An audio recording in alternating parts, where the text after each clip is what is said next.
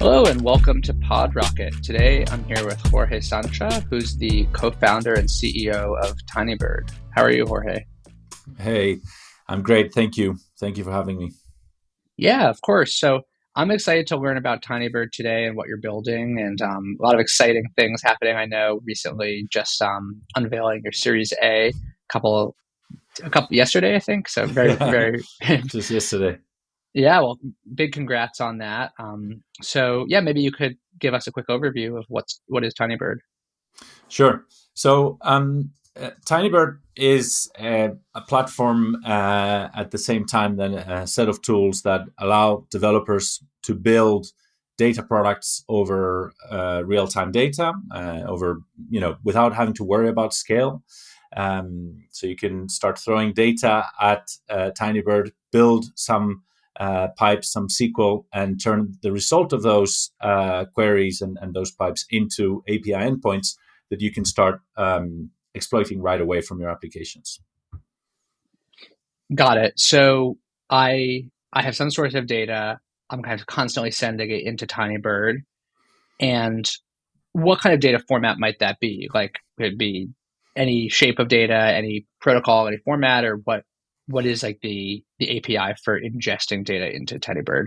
Yeah, so you can ingest a number of formats, CSVs, JSON, Parquet, but the actual source of the data can be varied. It can be streaming data, like coming from Kafka, for instance, or coming from Kinesis, or it can be, and that's usually the case for events type of data, things that are happening and that it's append only, like facts, let's say. And then you can have dimensional data also in Tinybird that you bring maybe from a data warehouse, like a products table or a companies table or a warehouses table or something like that, that then you can use to join in real time and incrementally with the data that it's coming in a streaming fashion, and then transform it and enrich it such that you can then exploit it much easier than you would otherwise. Got it. And you mentioned like writing SQL queries. So is it explain where SQL comes into play? Like I've Yeah, ingested some data. Is it then transformed? Then I can write SQL against it, or how does that yeah, exactly work? yeah. Because we're very focused on building APIs that you can quickly sort of whip up and then start integrating into your product. It's If you think about what an API normally entails when you're building your own APIs, you have some code that will run a SQL query of some kind into your data store. If it's not, if you're using a relational database, it could be something similar to SQL, some query language. If you're not using a SQL database, but you're writing queries against the database, and then you'll be doing other things, like you'll be ensuring that there's security for those calls, and you'll be ensuring that it's scalable, and you'll be doing a number of things in order to put those APIs in production. We take care of all that. We want the developers just to think about the SQL part. What is it you want to extract from the database in order to expose it to your application, and then switch it on as an API, and the result of those queries will be the output of your APIs, let's say. And you can easily add parameters. You have like a templating language that you can apply on top of the SQL, so that you can pass in parameters, you can pass in conditions, and you can define your own errors and those kinds of things. But we take care of the scale, we take care of the security, so that you can, as a developer, if you know SQL, you can build data products that scale to whatever you're trying to scale without being a data expert or a data engineer, or having an army of data engineers behind you in order to do your job. And I guess under the hood, what is the underlying data storage layer that you use? Is that something, have you built on top of like a BigQuery or some sort of existing tool, or is it all custom? What does that look like? We use an all-up database, an open source database called ClickHouse. ClickHouse is a super powerful database that's designed scale both horizontally and vertically. It's We were blown away when we started using it a few years ago, and we became experts at using it. But the thing with ClickHouse, we always say it's a bit like Formula One. If you've been driving for many years and you have a team of expert mechanics and so on, then you can make it run at 300 kilometers per hour. And essentially, what we're trying to do is enable any developer to drive the Formula One. So any driver, let's say, you at least have to know SQL. But if you know SQL, then you can build APIs that will scale and will take advantage of those of that performance and that scalability that ClickHouse brings, without having to worry about what's happening in the background. Whether you're using replication, or how to replace data when you made a mistake, or what to do when something fails, and so on. Got it. And yeah, I've definitely been hearing a lot about ClickHouse recently. I'm not super familiar with how it works, so I'm curious, like, what is when you look at just like native ClickHouse, what is the query? How do you query it? Like, I assume it doesn't support SQL. So what does their query language look like? Yeah, no, it supports SQL. It's it not, does. Okay. It does. It's not a standard, 100% standard, but it's almost there. And then it has a number of added functionalities and functions that are incredibly powerful as well to do statistical calculations and so on. It's a columnar database. It's designed to do aggregations and do calculations over columns of data. So it's really good at inserting data very fast, and it's really good at querying data very fast and running these analytical queries. Not so good at doing individual, or keeping one individual record changing all the time, or so doing updates basically, or deletes. And we cover for that with functionality we've built on top, such that you can do those things for certain use cases without having to worry about what you would have to do under the covers, let's say. Got it. And on the ingestion side, when you're typically ingesting data into a ClickHouse, what is let's say I'm not using Tinybird, I'm just using ClickHouse. I have the types of data you mentioned, streaming data, JSON, CSVs. Like, what would typically be the process for getting that data ingested into ClickHouse? And help me understand like what Tinybird might do on top of native ClickHouse to help with that. Makes sense. So when you're like, ClickHouse has a set of different functionalities to ingest data. So you can ingest CSVs, or you can ingest JSON, or it has an engine to ingest Kafka data and things like that. But then if you want to, when you with Tinybird, we simplify that such that you can do that from the browser. Just click, and you can start ingesting data right away and building those endpoints. But we also bring observability to the mix, such that the reality of ingestion is that, normally it goes wrong. Like if you have CSVs, generally you'll have different formattings, and CSV is not like a standard. It's just a set of guidelines, really, and then people interpret them in different ways. So we've invested a lot of time in ensuring that if you have problems ingesting, you can, instead of stopping your processing, we have very good, let's say, reporting capabilities in terms of telling you, hey, this went wrong, but the ingestion, as long as the data that was correctly ingested continues to be ingested,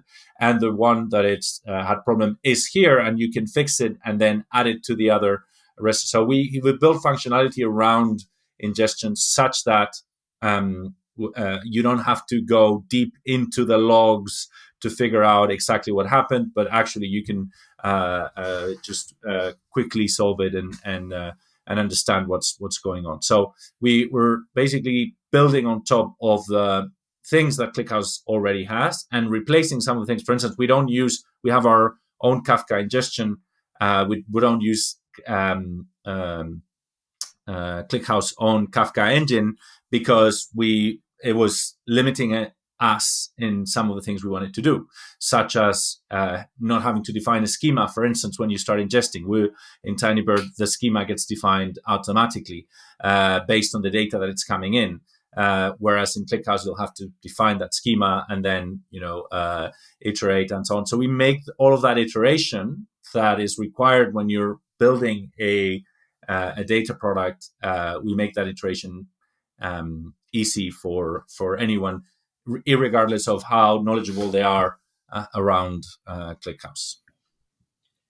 And then on the API side, help me understand a bit more about what that looks like. Like, are you automatically generating API schema based on, as you said before, like kind of automatically understanding the schema of the data, putting that into ClickHouse? Is that what you then use to build API endpoints that I can build a front end quickly on top of?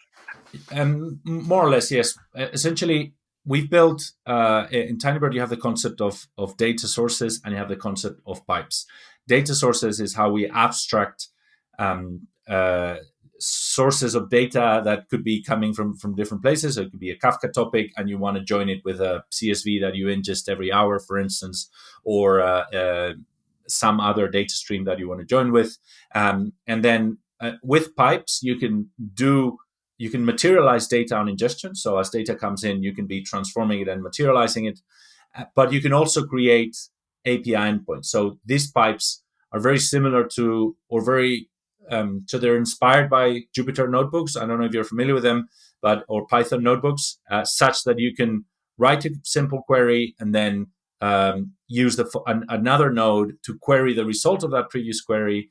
Or you can do joins between nodes. You can incrementally solve the queries that you're trying to write, rather than having to build this massive, not very performant queries. You can break that up in chunks and work incrementally. And then once you're happy with the result, that result, which would be a table of some kind or a columnar structure of some kind, that's what you expose as an API, and you can control the results using parameters and so on, as I was saying earlier. Got it. How about like API security and error checking and like all the kind of annoying parts of building an API? Do you handle those as well? Yes. So we have token-based security, such that you can do things like, when you create an API endpoint, you can decide to just have one token that gives you access to that particular endpoint, or you can create tokens that give you access to a number of endpoints. And then you can do row-level security as well, such that you can create it. For instance, this is very typical when you're building user-facing analytics for your product. If you're trying to build charts that show how your users, or to your users, how they're building the product, you can create a token that says, this token is only good for company ID equals A or whatever. And then that will always pre-filter the data such that the same API can work for multiple companies, let's say. So that's how we handle security, and we have APIs to handle those tokens such that you can refresh them. You can, every time a user logs into your or creates an account, you can create a token for them. Those kinds of things, such that you can manage your tokens easily as part of your normal process, let's say. Got it. So taking a step back, I'm curious. Like, ClickHouse is open source, or mostly open source. I know. Is Tinybird, is parts open source? Any of it open source, or is it all going to be kind of like more of a software as a service platform? So we're a software as a service platform. We are contributing heavily to ClickHouse. We have our own ClickHouse team, and we've been helping from performance things on certain functions, to improving logging for materialized views, to implementing a number of improvements that obviously we're interested in and that benefit the community as well. And then we have a number of things that we are thinking about open sourcing that we're using internally. One thing that we don't like doing is, open sourcing for the sake of open sourcing, as in, if it's a project that we think it's interesting, then we want to pay attention to it, and we want to put it out there and support it really well, and really be on top of pull requests and issues that people bring. And because in the past we've put not in Tinybird, but in previous companies and projects, you open source because, hey, yeah, of course, let's do this, it makes sense. And then you have a lot of frustrated people because you're not paying as much attention to it as you should. So we there's a couple of things. Like, for instance, we have an amazing graphical tool to explore time series data that we want to open source. But again, until we feel, hey, we have the enough bandwidth and this has enough entity for us to support it well, we'll probably keep it closed source, and then contribute when we're ready to support that well.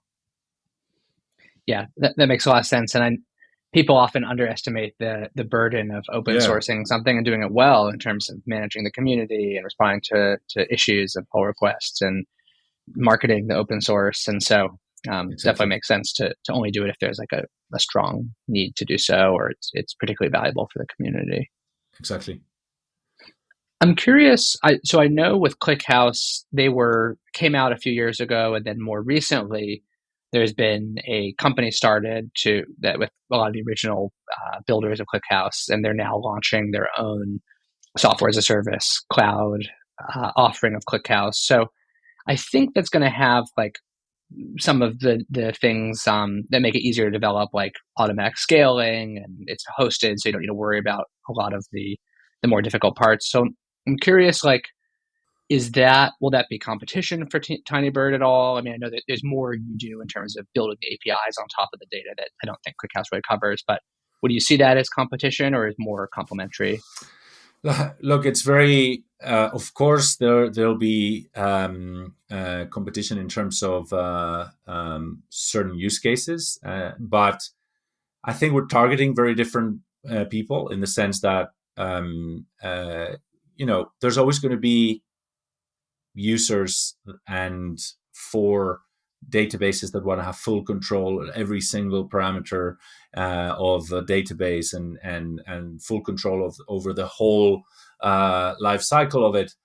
But in our view, and based on everything we've been talking to our customers and users and so on, really the key interest people have based on everything that's going on, and because they want to move fast and they want to compete and so on, really what people care about is for systems that are fast, that are reliable, and that give you amazing time to market. And that's what we're focused on, at enabling developers to do that without really needing to understand what's going on under the hood. So ClickHouse, those guys are amazing, and we have a great relationship with them, and we talk a lot to them, but we see it as very complementary. Like they're of course going to be very appealing to people that are already using ClickHouse or looking to move from some other all-up database to ClickHouse, whereas we're appealing to developers of companies of all sizes that want to have, they don't want to worry about, are not interested in being the ones in charge of hosting their infrastructure and so on, but want to do it in a serverless way and scale without having to make the decisions about how many CPUs do I need, or how much memory, or how do I migrate this table, or how we want to provide rails for those developers to move quickly, let's say. So tell me about some of the use cases you're seeing for Tinybird, maybe any particularly interesting customers or types of data, or just general use cases that you find interesting. Yeah, we are blown away. Like the use cases we see today versus the ones we were imagining initially are very different. And I think that's due to the power of real time. Real time is a bit like something it's easy to discount, like when you already have your ETLs running, and when you have, maybe you have 1 hour lag from the moment you some transactions or something happens on your website or application until you see the result.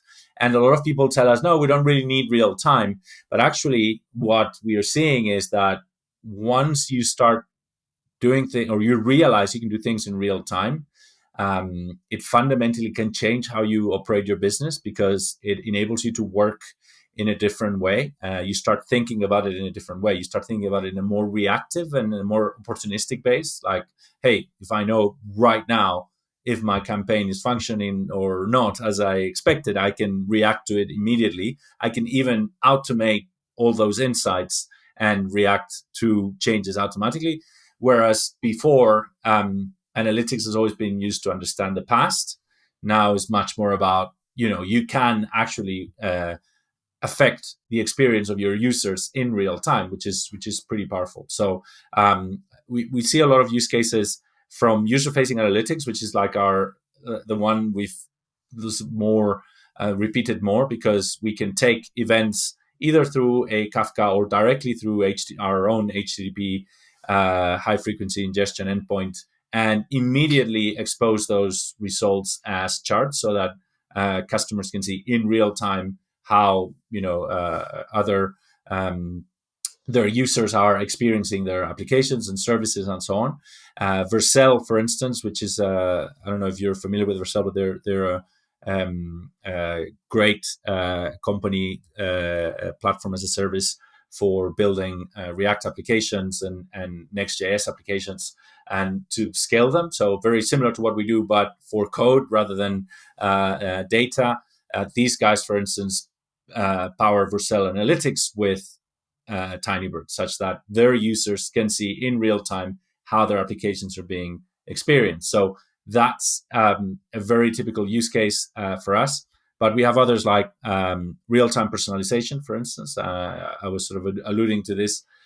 We take data from our that is being generated in an event and through events, and use that to affect the next step of a user journey, for instance. So based on what they're doing, but also based on what other similar users are doing. So a typical use case would be in an e-commerce, sorting the products grid based on what people are looking at, or sorting the pictures in order of a given product based on what people click more. Those kinds of things. It's really powerful, and it's really trivial to build with something like Tinybird. And then we see things around automation as well, security, anomaly detection. We operational analytics as well, like operational dashboards for entire companies that want to have real-time analytics, and so those are the types of things that we're seeing a lot. And so you just raised just your Series A, and congrats again on that. Thank you. 37 million is what was announced. That's right. Can you tell me a bit about what are the plans over the next year or two for the funding in particular? Well, there's three pillars to it, I think. One of them is the product, of course, and improving and taking our vision forward in terms of how we believe that real-time data products at scale should be built. And that includes improving, investing a lot in the developer experience, such that it is really a pleasure to build things and scale them up and iterate them and so on. We invested a lot in that, but we just have amazing ideas of things that now you sort of have to do that you won't even have to worry about in the future. Then there's a lot as well around connectivity, such that one of the key blockers for any data platform is you have to get people to get data into your platform in order for them to do something useful with it. So we want to remove all the friction there, such that it's there's connectors to everything under the sun in terms of where your data can be and what data you want to bring into Tinybird to exploit it in real time. There's also we want to enable you. We can run in any cloud now, but we want by default, it's we run in Google Cloud at the moment, and we want to go multi-cloud such that you can choose where you want to run Tinybird, whether it's Azure or DigitalOcean or AWS or whatever. And then in general, growing, in order to do that, then a lot of the money goes to hire people and hire really good people to do that. And I'll take this opportunity to say that we are hiring heavily and aggressively, both in Europe and in the US. And then the last big thing is our US expansion. Like we were, all the founders were from Spain. We started out in Spain. I'm now gradually moving to the US and moving the family and everything. And headquarters now are in the US, and we have our go-to-market team is led from the US. And so our US expansion is also another big focus for us. Where did you choose to move in the US? I'm curious. I'm going to New York. Nice. I've already been going back and forth. I still have to, moving a whole family and everything. I have 2 kids is not it's not an easy thing. So it's unfortunately not something that I can do like from one day to the next. But I'm in the process there, and but I love New York, and we think New York is practical for us in many senses. In the sense, time zone difference to work with a team here. Very important. Also, direct flights to Madrid, where a big chunk of the team is also important. And New York is in many ways the center of the world, and every time I walk around Manhattan, I have the feeling like there's like 15 potential customers in every building, at least. So it's a great place to find customers, and it's a great place to find talent. It's a hub for data companies as well. Like a lot of great data companies are there, like Datadog, for instance. So yeah, it just feels like the right place for us. So Jorge, thanks so much for joining today. It's been great learning about Tinybird and hearing about your exciting plans for the future. For folks out there who are interested in using the product or learning more, what's the best way to do so? The best way to go is to do so is to go to tinybird.co and just sign up and check out our documents and our guides to get started. There's a nice onboarding guide when you sign up for the first time. This is just the right moment because interestingly, although we've always been focused around developers, and we've always, our mission from the beginning was to enable developers to build data products over data at any scale. Actually, we landed big customers early on, and that forced our hand to build, to focus on stability, on performance, on multi-region and things like that, but not so much in the self-service experience. And now, finally, very recently, we came out of sort of private beta, and just it's now open for everyone. So anyone can sign up and start for free. You can build things that, as long as you are under 1,000 requests a day, you can do it for free. And then then you can. There's a usage-based pricing that you can so you can pay as you grow. If you build stuff with Tinybird. Great. Well, thanks again. It's been great to have you on the podcast. Thank you very much. Thank you very much for having me. And I hope to come back in a year or so and tell you a lot more about Tinybird and our progress. Well, we'd be happy to have you again.